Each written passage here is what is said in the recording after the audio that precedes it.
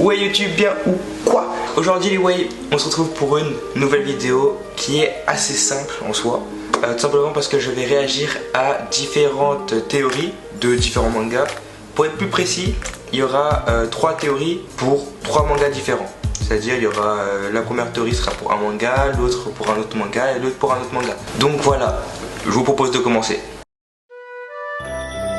Pour la première théorie, ce sera sur le manga de Monsieur Kishimoto, qui est du coup Naruto, plus particulièrement sur Naruto Shippuden, où tout simplement c'est marqué sur le titre, c'est un peu quand même absurde en soi, qui est que Nagato est le fils de Madara et Mito. Déjà en soi, juste déjà avec le titre, c'est en mode wesh. Quel bail. Déjà de base, Mito c'est la femme de Hashirama et Madara c'est Madara. Et à ce qui paraît, ils ont fait. Ça paraît un peu space, mais bon. Du coup, on va voir ce que ça donne. Donc, du coup, ça dit que.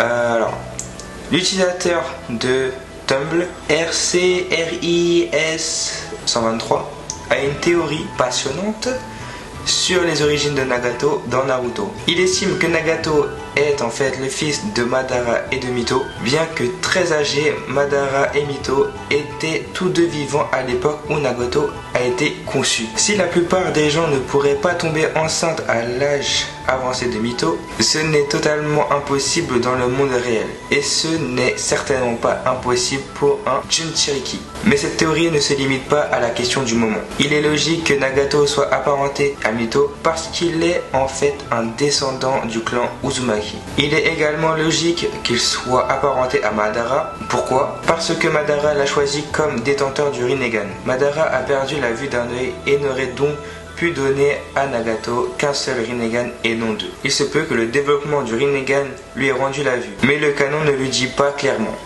Le canon? C'est quoi le canon? Je comprends. Ok, d'accord. De plus, laisser au hasard le fait que Nagato survive assez longtemps pour utiliser le Rinnegan est un énorme pari auquel il est difficile de croire. Et si Nagato était réellement capable de développer le Rinnegan par lui-même grâce à sa lignée, cela rend l'ensemble beaucoup plus plausible. Madara aurait pu mentir sur l'origine du Rinnegan afin de protéger le secret de sa lignée. Par rapport à cette théorie, j'ai pas vraiment compris le fait que Nagato soit l'enfant de Mito et de Madara. J'ai pas vraiment compris le sens du truc. Mais c'est un bail de, en gros, grâce aux gènes des deux, des Uzumaki et de Uchiwa, tu peux avoir un Rinnegan en soi, genre. Si j'ai compris entre les lignes du truc, en gros c'est ça. En vrai, en soi ça peut être plausible, mais que Madara a couché avec Mito, je suis pas très sûr de ça quoi. Après je sais plus si dans Naruto ils avaient dit ouais pourquoi le Rinnegan c'était possible de l'avoir, comment tu pouvais l'avoir et tout. Je sais plus, mais même si les deux gènes ça pourrait faire ça, même ça je pense pas que c'est vrai. Dans l'animé, Madara avant de mourir il a eu l'éveil de ce Rinnegan et genre il avait pas de sang Uzumaki quoi. Bizarre un peu cette théorie, genre je trouve un peu bizarre quand même cette théorie. En soi elle est intéressante sans vraiment être intéressante parce que perso j'ai pas trop bien compris le truc et je vois pas trop la logique dedans quoi. Et surtout que Madara aurait couché avec Mito, même l'inverse, genre faut aller chercher loin alors un peu tu vois. Donc ouais, bizarre.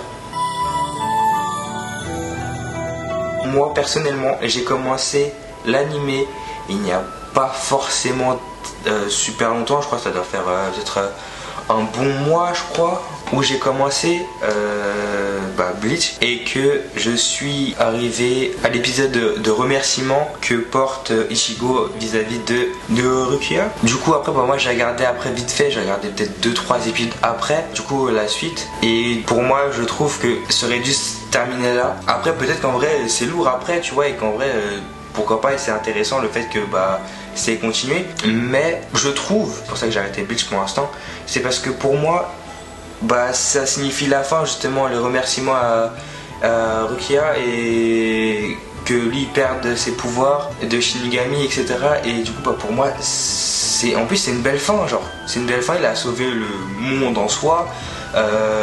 Et il perd ses pouvoirs. C'est pas forcément possible de récupérer ses pouvoirs. Du moins on ne sait pas comment il peut les récupérer. Et même genre je trouve ça beau quoi, je trouve ça plutôt émouvant, genre ce passage là, et que ce serait arrêté à ce moment là, pour moi ça aurait été une très belle fin, tu vois. En tout cas dédicace à Ryan et Marco qui m'ont suggéré de regarder Bleach parce que j'étais très médisant à regarder Bleach au départ parce que je n'avais aucune envie de regarder Bleach et surtout parce que ça me donnait pas du tout envie. J'ai commencé, j'ai surkiffé, j'ai retrouvé les sensations de quand j'ai commencé Naruto et One Piece, etc. C'était un pur délice.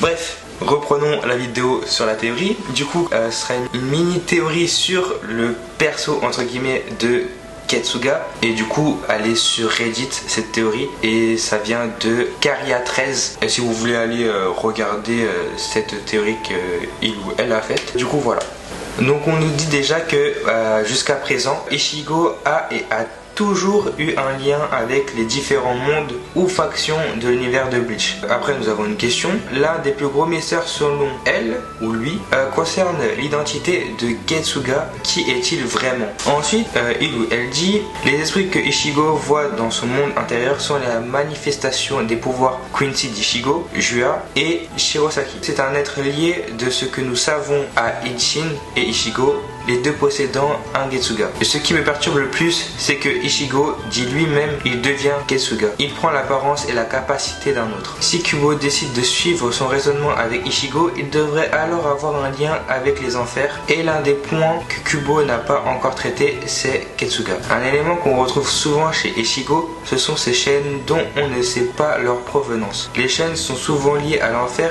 et à la mort dans Bleach. On retrouve également les tatous qu'a Ichigo après avoir fusionné avec Getsuga et après retrouver ses pouvoirs. Si c'est le cas, ça pourrait faire un possible lien avec Getsuga, surtout que les êtres en enfer n'ont plus l'air d'avoir de Reiatsu. Peut-être est-ce pour ça que Aizen n'a pas pu sentir le Reiatsu d'Ichigo, même si c'est plus une histoire de dimension.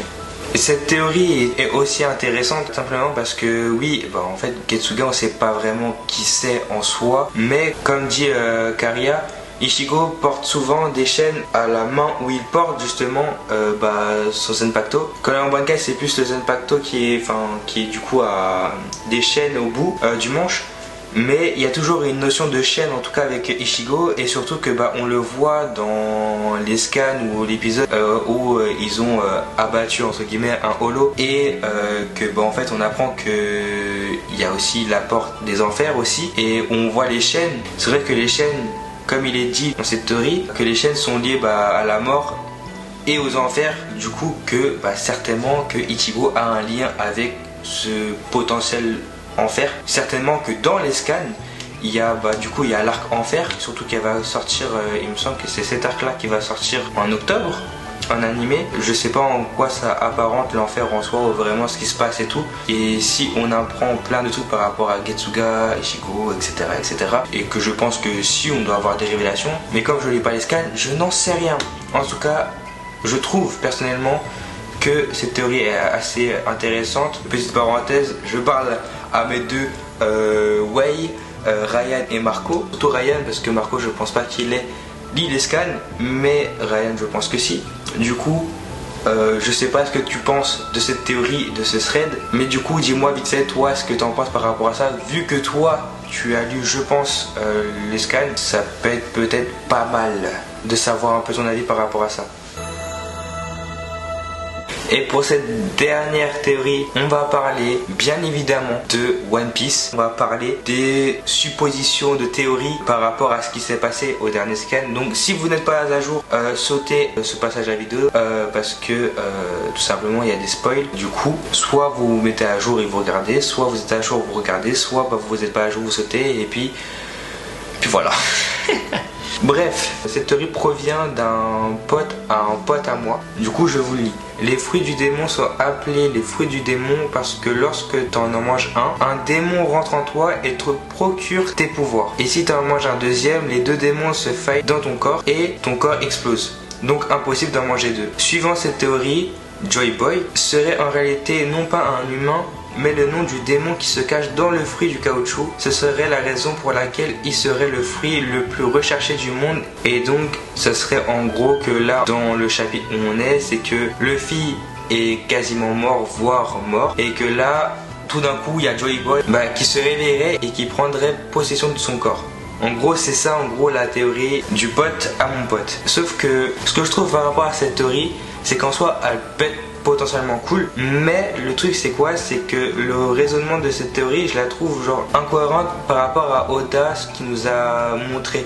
Par exemple, si vraiment Joy Boy entre guillemets c'est le nom du démon du fruit du caoutchouc, et pourquoi à la mort de Ace ou de Barbe Blanche ou même d'autres utilisateurs de fruits du démon, pourquoi leur démon n'a pas ressurgi en fait, tout simplement?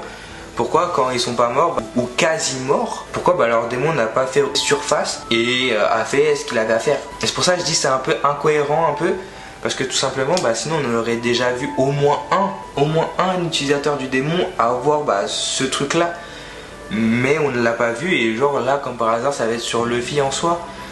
Je trouve qu'après l'histoire elle devait un peu facile en soi, je sais pas, ça peut être en vrai cool. De toute manière l'histoire va prendre un tournant à ce moment-là. Avec ce chapitre-là, l'histoire de One Piece va prendre un tournant, c'est sûr et certain. Après, comment va être le tournant, je ne sais pas. Et je pense à l'annonce du lourd, mais vraiment un banger. Mais j'ai un peu peur que si vraiment ça se passe cette théorie s'avère vraie entre guillemets, parce que je pense qu'en vérité non, c'est un peu facile quoi. Mais en soi la théorie est intéressante et j'explique très mal mon avis par rapport à cette théorie là et par rapport aux théories et à ma propre théorie de ça.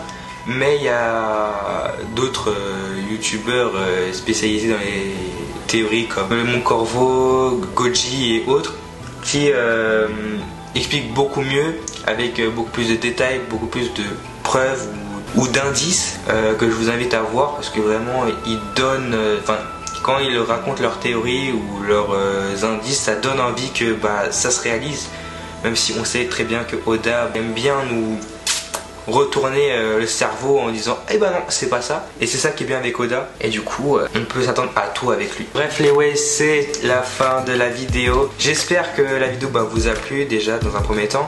Moi j'ai bien aimé la faire, j'ai pu enfin parler en soi d'animé sur ma chaîne. C'est quelque chose qui me tient en soi à cœur, même si je trouve qu'elle est pas aussi bien faite que je l'avais dans ma tête, mais c'est pas grave, un jour je referai une vidéo sur les animés pour parler un peu plus de justement du monde de l'animé, et du coup ça me fait extrêmement plaisir de parler d'animé en soi et de dire un peu mon avis, même si c'était un peu mal expliqué, etc. Voilà. En soi sinon j'ai bien kiffé. Dites-moi en commentaire vos théories sur les différents animés qu'il peut y avoir, soit One Piece, Bleach, Fire Force, Dr Stone, Demon Slayer et autres, tous les animés que vous voulez. Dites-moi en commentaire si vous avez des théories, si vous kiffez déjà aussi les animés, et aussi bien évidemment quel animé par exemple vous regardez. Et bien sûr on n'oublie pas de s'abonner, de liker la vidéo, de laisser un petit commentaire et de partager la vidéo, et bien évidemment de ne pas oublier la petite cloche, et oui parce qu'on l'oublie parfois et il faut pas l'oublier. Bref les ouais, je vous dis à une prochaine vidéo,